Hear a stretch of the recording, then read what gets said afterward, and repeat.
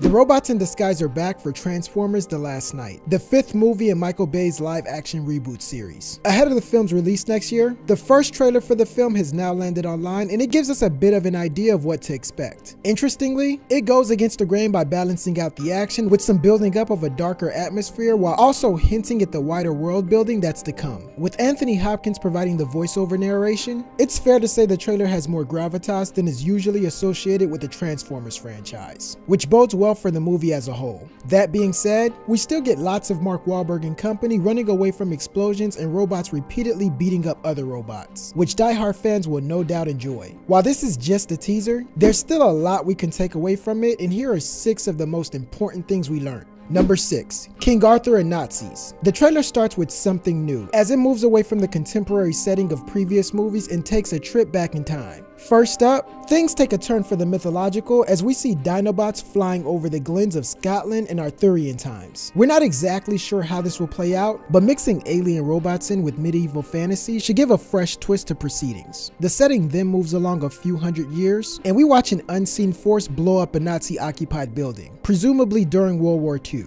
It has been said through the ages, without sacrifice there can be no victory, recites Anthony Hopkins. 2 species at war, 1 flesh, 1 metal. Apparently, humans and Cybertronians have been fighting throughout time, and we just never knew it. Number 5. Optimus Prime is lost. Next up, the trailer clarifies that not all of the film will be set in history and brings us back to after the events of Age of Extinction. Optimus Prime has left us. Hopkins reminds the audience as we see the dilapidated Autobot leader floating through space. At the end of the last movie, Optimus left Earth for a new mission to find the creators, the godlike beings of the Transformers universe. Unfortunately, it doesn't look to be going too well for him. For one, he's drifting further and further away from our world, as we can see that he's already reached Saturn, and the absence of the lights of his eyes suggests he's not even operational. How did he get this way, and how will he be saved? Hopefully these questions will be answered soon.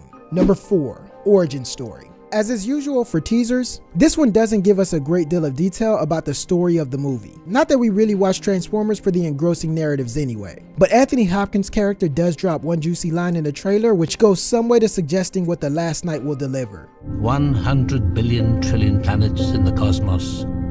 You want to know, don't you? Why they keep coming here. Put this together with the shots of Dinobots in Arthurian times, and it looks like the movie will explore the origin story of the robots in disguise, and will presumably reveal that they're tied in with Earth. Number 3. Unicron. Alongside the fact that it might explore the Transformers' origins, one intriguing shot in the teaser also gives us another hint at the story, as it pretty much confirms who the main villain in the movie will be.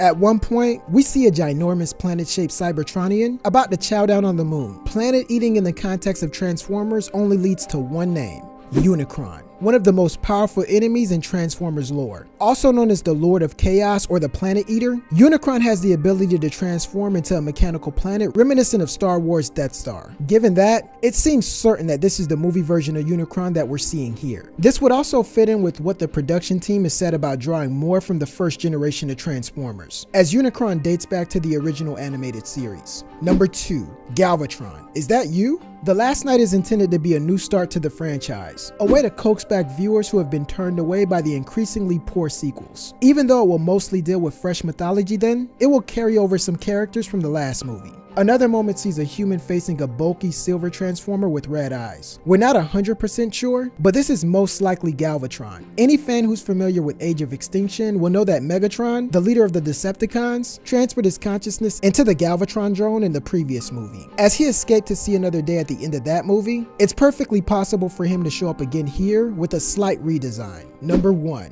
Dark Optimus versus Bumblebee. The final reveal of the trailer is that Optimus Prime won't remain lost in space for the whole movie. But when he returns, he won't be the hero he was before. Instead, he'll turn against his allies, as seen in a shocking moment where he's battling Bumblebee.